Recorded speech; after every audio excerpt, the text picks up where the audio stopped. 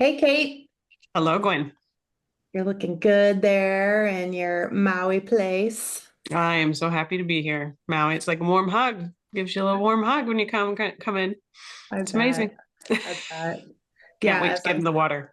I sit here in a jacket because it's spring, kind of, sort of. It's cooler and rainy today, so we have moments of sun and warm, but not quite yet. We have 81 degrees today, and the sky is gorgeous. There's some cloud cover, which is perfect. The water looks amazing. The snorkel report is an 8.5. I'll be headed out after you and Oh, I are done. very cool.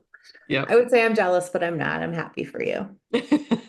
You can be jealous too. You can come be with me as soon as possible. All right, all right. Make sure I got this on gallery. Oh, here we go. That's better. Get to see you then all the time.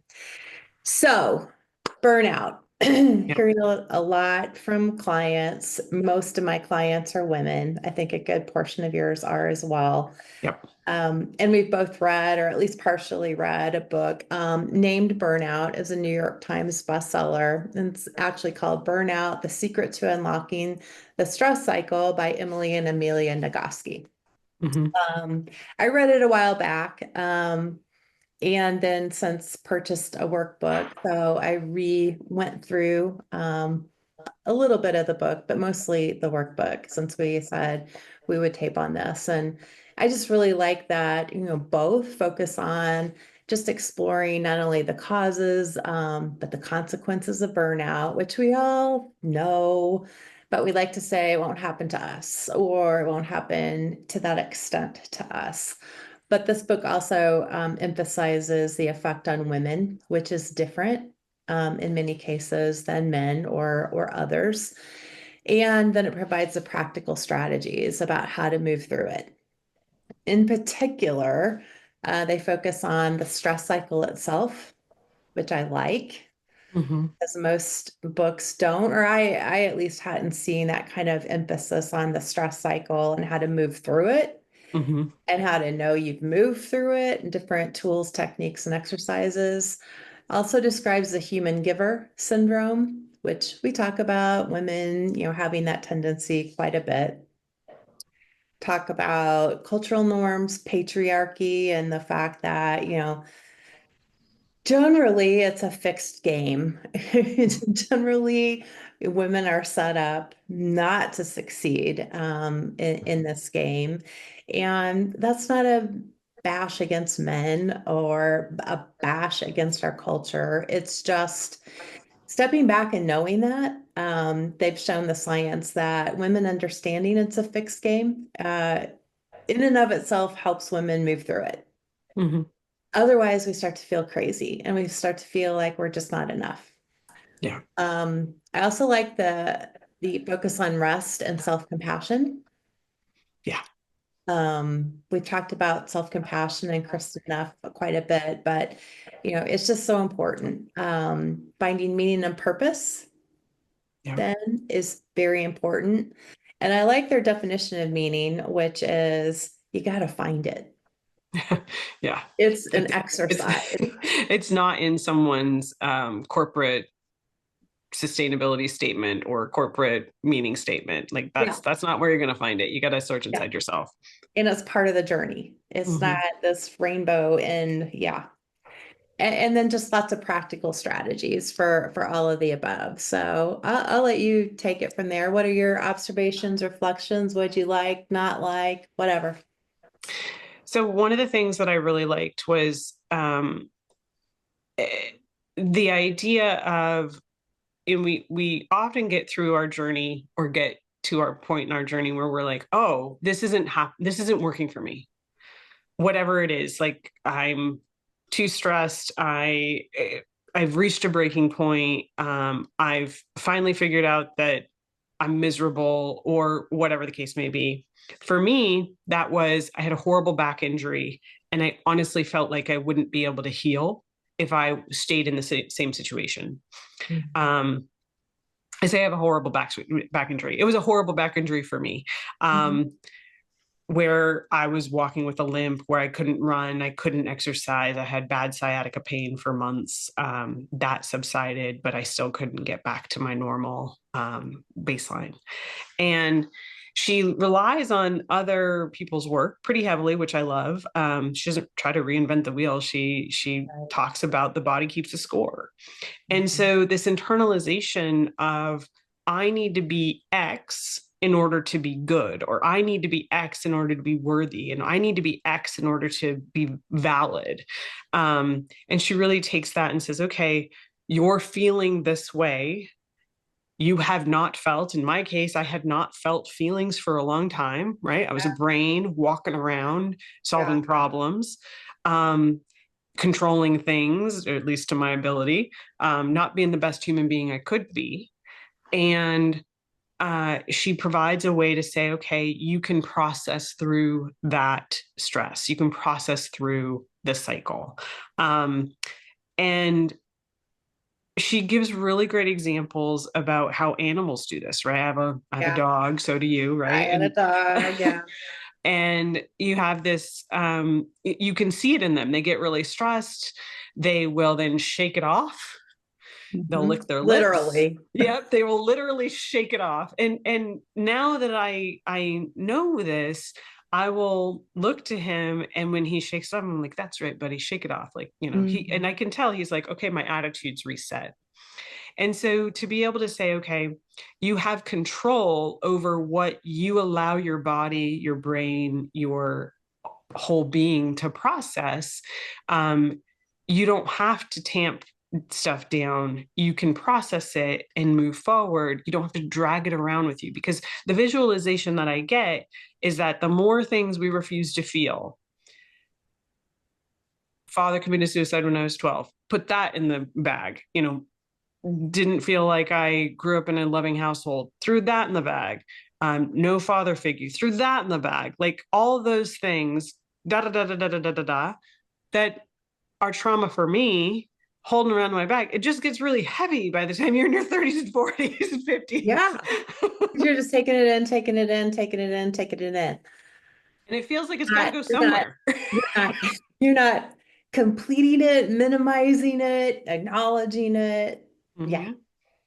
Mm-hmm. And there was a visual that I think I saw it on online somewhere, and it was right. You think about your all of your emotions being carried around in like a grocery cart, and whatever is in there when you get stressed, or like there's an earthquake or whatever, you get stressed, that's what's going to fall out. And if Mhm. you are carrying around all this stress and upset and anger, that's what's going to explode out, and it's going to hit who's ever around you. Yeah. Doesn't necessarily mean that the interaction that you were in that caused this is going to get that. It's usually an innocent bystander.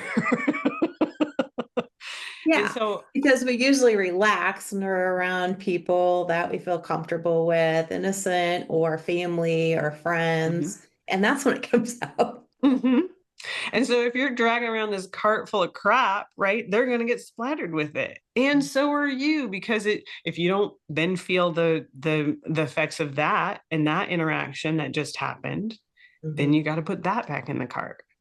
And Yeah. so for me, she provided the first tangible dance it out, run it out, exercise it out. Um, you know, and she really cites exercise as a way. I think she'd love us all, all of us to like furiously sprint around the block when anything happens, but that's not applicable to everybody. So she does provide other things, as far as dancing, as far as, cycling, as far as, squeezing your muscles, and then the meditation where you go through a body scan and you squeeze all your muscles and then you let them go, right? She provides solutions for you to move through a feeling, to be free to feel and to Mhm. move through it, and Mhm. then you can start unpacking all of the stuff in your bag. Mhm.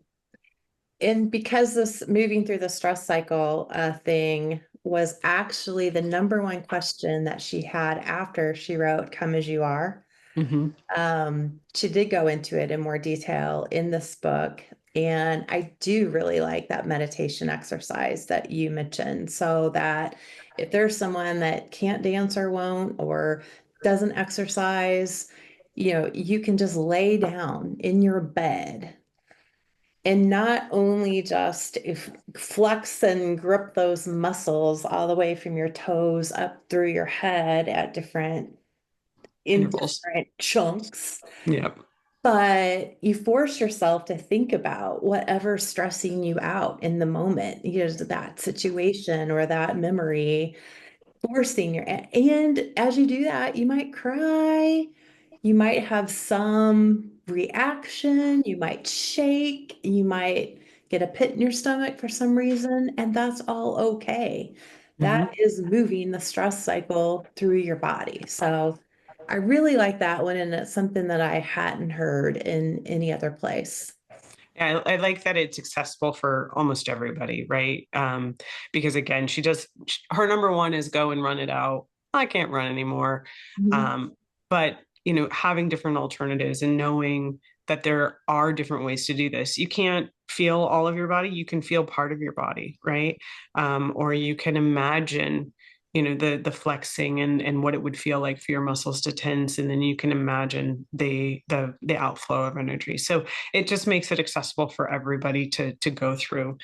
You mentioned the societal expectations for givers, and what I like about this author is she puts forth the ideas of like, here's how it is, Mhm. here's how it is, and you can spend a lot of time trying to change it, and please do, but also it's okay if you don't. Recognize And this is yeah, the way it is. yeah, and just that recognition of, okay, this is how it is, and how I react to it is my job or my work. Mhm. um I really like that she doesn't try to sugarcoat it. She doesn't try to make it so that, like, or gaslight us to say that this is not how it is. It's Right. just like, this is how it is. Mhm. And it's no wonder that some of us feel stressed over not being a perfect caregiver, because we are damned if we do and damned if we don't. And Yes, people yes, yes. people are going to think that, and being okay with how people think Mhm. is part of your work. Yeah. We can choose to opt out of the grind culture. We can choose to opt out of, we can find our happiness in different ways, outside of the striver network, right? We can do that. Yeah. um, and we can also optimize ourselves in those situations if we so need to do that as well, right? Mhm. So there's there's no sugarcoating, there's no glossing over, hey, the world is at this point in time how it is. And it just reminded me when I was kind of middle career, when I was in tech, um, being in this space of thinking I was going to change the organization. It had a really bad reputation of being a real man's world. And in fact, it was described as a Shark Tank. Mhm. Um, and we have sabbaticals at the company that I worked for. And so I was getting ready to go on my sabbatical. Um, and I was super stressed out, because just like a short vacation, you stress out before you go on vacation. All right. This is a 2-month vacation, so I'm stressing out over all the things that I need to do and all the things that could go wrong. And if I leave it, the way that it is it going to blow up in my face? And will they think that they don't need me once I'm gone for like all the things, right, Mhm. going through my head? And was driving down the freeway and was so stressed out that I was like, if I drove into the other opposite side of traffic, I wouldn't have to go. And like the thought just came into my mind Oh my gosh. unbidden, and I was like, oh no. Oh, wow. Like that's pretty extreme. Like, if I don't, Yeah. I would rather drive into traffic than go to work. And so I started to examine, like, okay, well, what is it that is happening with this job that is affecting me in this way? And part of it was I was trying to change the culture of this organization that had existed for at least 20 years. At And they had least. at least. And it had this reputation of being a shark tank for its entire duration. And at that point in time, I was like, okay, I'm no longer in charge Mm-hmm. of changing this culture. Mm-hmm. I will participate into it in an authentic way, and bring my light and support the things that I have. And it was an organization that women didn't want to work in. And I was one of the very few women in the organization. And I was like, okay, I have control over my team, of which happened to have quite a few women because, you're trying to get more women into it. I was, I was not going to stand for anybody doing anything that was, illegal or wrong, but Right. I also wasn't going to take on the entire culture of the group. And so with Emily, her take of like, this is how it is, I really enjoyed that because it allowed me to be like, okay, we can just accept Mm-hmm. the way that it is and then own our part of that. Yeah. I really like it too because it's almost like somebody is finally advising us on how to play by the rules of the game. Mm-hmm. And to think of it as a game rather Mm-hmm. than so much hard work and us trying to change it or losing our shit when we realize, rights that we thought we used to have suddenly gone away. Mm-hmm. Then you just go, all right, time for a reset. We shouldn't have been shocked by this. And then, keep moving forward. I agree with you. I tried to change healthcare. And after 25 years, finally realized who the hell am I? I'm one person. I can do my little piece, Mm-hmm. but I don't need to take on that burden for the whole The thing. world. Yeah. And a lot of my coaching clients, I think, come to me because they too want to impact change and do things in a different way, especially the women want to lead differently. They want to do it their own way as a woman would. And I'm finding, especially right now, because every organization's so stressed, they're almost going through disciplinary action because they're not leading the way the organization wants them to lead. So Yeah. I've almost had to recently take the Emily approach with the clients and go, I know these were your goals at the beginning of our coaching engagement. And I fully appreciate that your goals align with Harvard Business Review and every book we've ever read on women and leadership. And yet the organization is telling you they don't want you to be that way. Yep. So Despite the evidence that shows that the greater profits, blah blah blah. That doesn't matter. it just doesn't you have matter right you have to now. have a job in order to be in the game or in order to impact the way that you want to do it. Exactly. So, how can you show up the way they want you to show up? And we can have super secret goals about your own Mm-hmm. personal wellness and well-being, Mm-hmm. or to be looking outside the organization for a different opportunity, Right. which might be possible, but some people can't leave or won't leave either Well, for and all good reasons. you mentioned meaning, right? So realizing that in the organizations that are broken, we're probably not going to find our North Star. Mhm. And wouldn't it be nice if the career that we spent, or the job that we spent 40 to 50, 60 hours a week at were there? Mhm.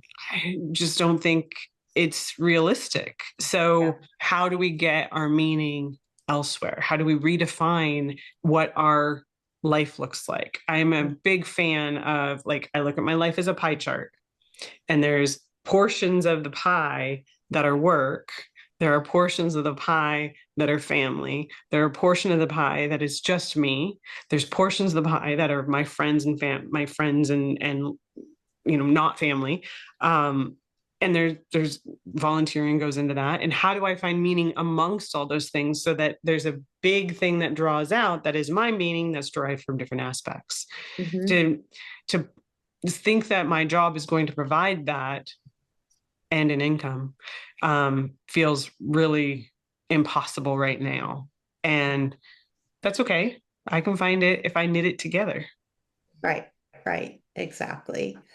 And as we talk, I think Gen Z's figured it out. They Yeah, don't they are. they don't sit in an organization forever. They don't Mm-mm. stay with a boss who's Mm-mm. mean or obstinate. They don't stay with an organization that doesn't espouse their values once they figure that out. They start Yep. looking for the next thing. And, all the other generations are like, what's wrong with them? And I'm like, they actually have it right. Yep. Yep. Right. And you mentioned grit earlier. There was a quote in the Burnout book about when you think you just need more grit to keep moving forward, what you're actually saying is you need help, Mhm. whether that's from other people or some sort of tool or resource you need to learn about. No, you can't just grit it out. Yep. Yep. And the more you do, the less of yourself there is, I find. Hmm. Yeah. And in my case, the more unlike myself I was, unlike my true self that I was, the more I Uh-huh. had to give up. So I had to learn to be vulnerable and learn to say, oh, I'm actually opting out of that. Uh-huh. Oh, I'm actually not going to please this person Uh-huh. over pleasing myself.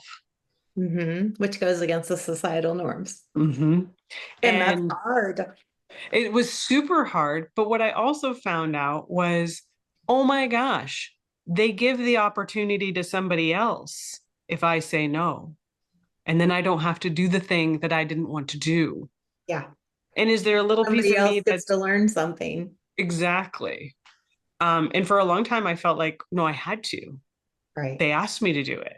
I have to. It'll make them happy if I do. It'll please them. It's the only way to stay relevant. Hmm. And when the other person gets that opportunity, was I a little bit like, oh, maybe I should have taken that? A little bit, because these things are deeply ingrained. Yeah.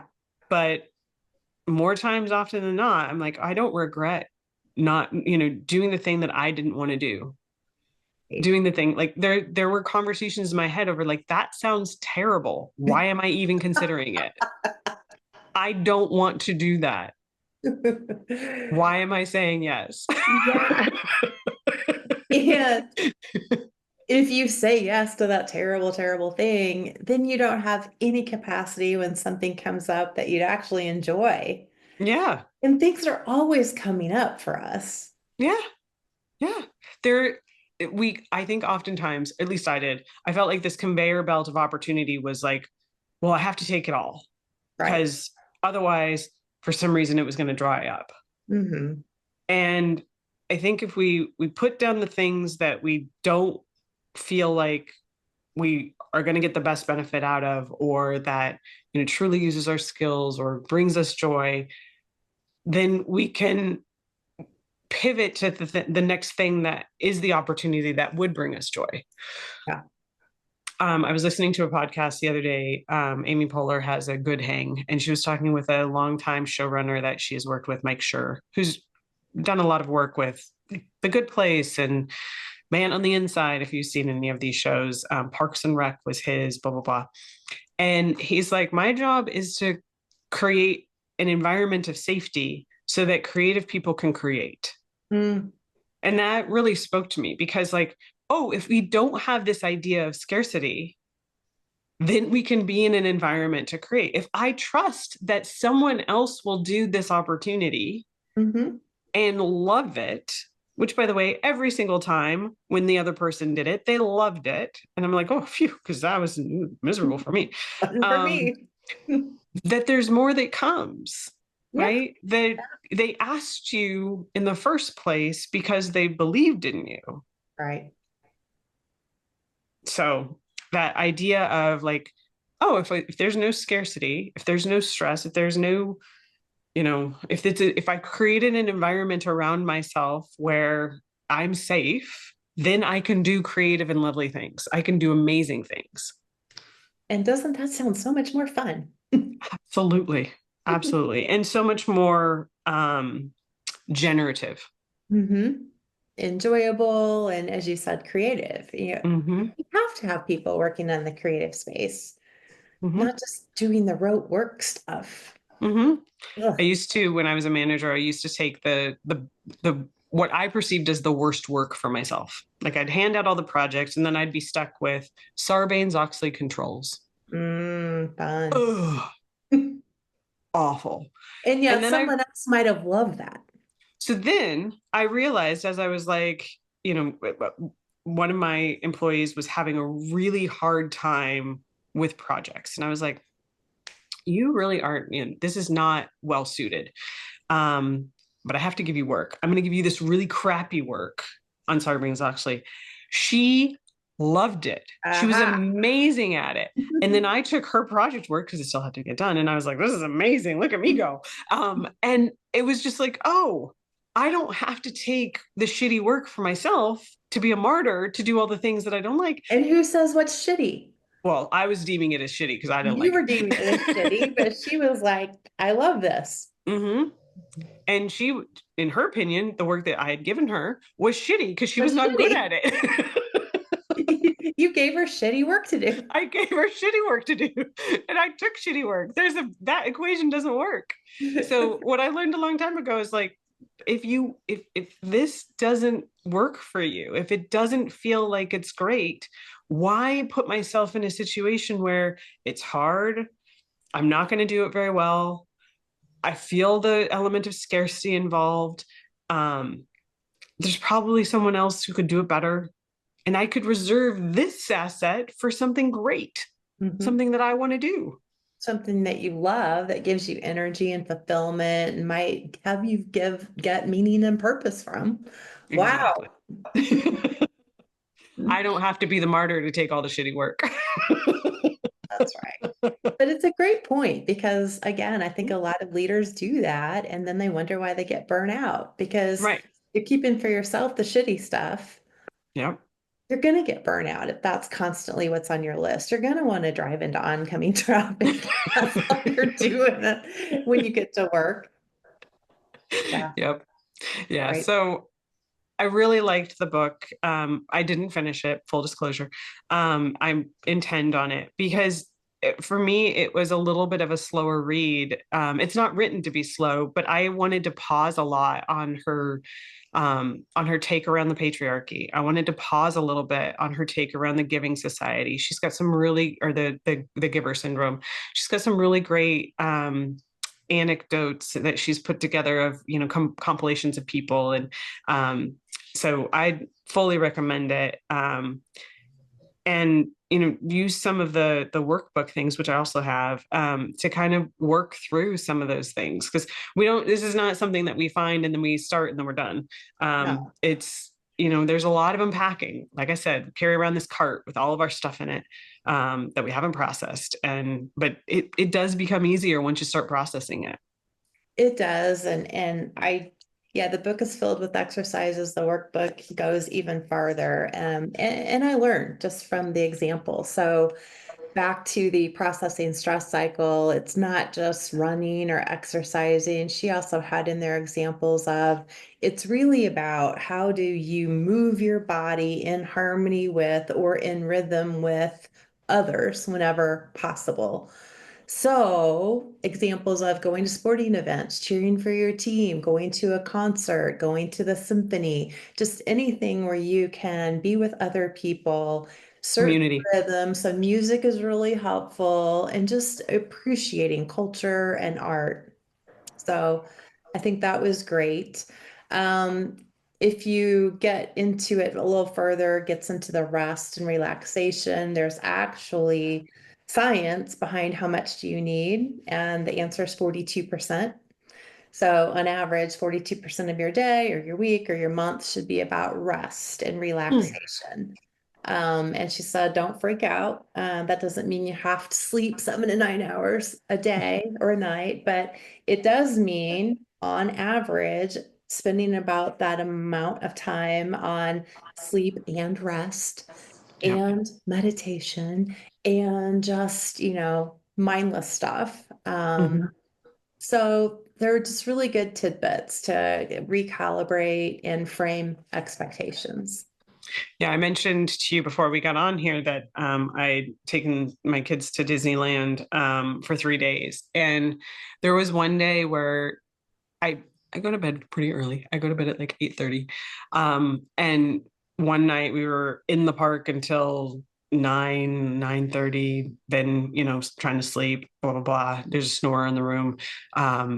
Trying like heck to, put my pillow on my head and just didn't sleep all that night. And I literally had to take myself out and be like, you guys are going to have fun without me. And I went back to the hotel and I slept for 2 hours. And I felt, ooh, like, did I just screw up my next night's sleep? I did not screw up my next night's sleep. I needed that 2 hours. I needed it. And just like feel free to take care of yourself during the day that you need it, right? Whether that be a walk around the block, that can be rest, relaxation, can be that part of that 42%. Taking in nature, sitting there, all that can be a part of People rest. watching. Yeah. Mm-hmm. Yeah. Yeah. Can So you all be a didn't part ruin of your it. sleep. You Mm-mm. didn't ruin your vacation. Mm-mm. No Mm-mm. one was mad that I took care of myself. Interesting. I didn't have FOMO. I mean, there was a little bit. They were like, "Hey, we're doing this. Do you want to come?" And da da da. And I was like, "Yeah." I mean, I do if I felt better, but I don't. So I'm gonna Yeah. take care of myself. Yeah. And they might have had a little FOMO coming back and doing fun stuff you did. Yeah. Yep. Yeah. So Exactly. I did want to touch on, there's a quote in the back of the workbook that I really liked because they talk a lot about self-compassion. And I think both the authors do a really good job of saying these are all ideas, and yet they may not fit you, or Yeah. you may not be able to do all of them all the time, or take a slow start, because we can talk about patriarchy, and yet the truth is there is no culture, never has been in the whole world, a culture where one individual is supposed to take care of all the family and everything. And let's talk about single moms for a minute. Oh my gosh, Yep. try to raise kids by themselves and work full time and have any time to rest and relax and sleep Yeah. So we set women up in this country for something that is just unattainable, It's impossible. impossible, that no one's ever done before. And I So, think it's even worse today because we have these Pinterest ideas of what a family is supposed to look oh, like or what a right. birthday is supposed to look like. And like all the comparison of what women are supposed to perform is just insane. It is insane, just ridiculous. So Mhm. this says, when you are cruel to yourself, contemptuous and shaming, you only increase the cruelty in the world. When you are kind and compassionate toward yourself, you increase the kindness and compassion in the world. Being compassionate toward yourself, not self-indulgent or self-pitying, but kind, is both the least you can do and the single most important thing you can do to make the world a better place. Until you are free, we can't be fully free, which is why all of us come together, have to collaborate to create that freedom for everyone. Our wellness is tied to yours. Yeah. That's amazing. I hadn't read that quote, but it super rings true, Mhm. right? That idea of being okay with taking care of yourself Mhm. and also not judging anybody else who's doing the same. Exactly. In And if you fact, can't take care of yourself all by yourself, asking for help. yeah, So those love are that. my big takeaways. I love the exercises. I highly recommend them. I recommend the workbook with the book so that, as you said, you can actually take this as a personal development plan. Yeah, yeah, exactly. I think that's a great recommendation is you approach this as a 6 month, year-long development plan. It doesn't have to be done on a weekend. It can be a part of how you take care of yourself. Mhm. Um, and really be something that is beneficial for not only you, but for others. Agree. Well, thank you. Thank you. Sites. Talk soon. Sounds good. Bye now.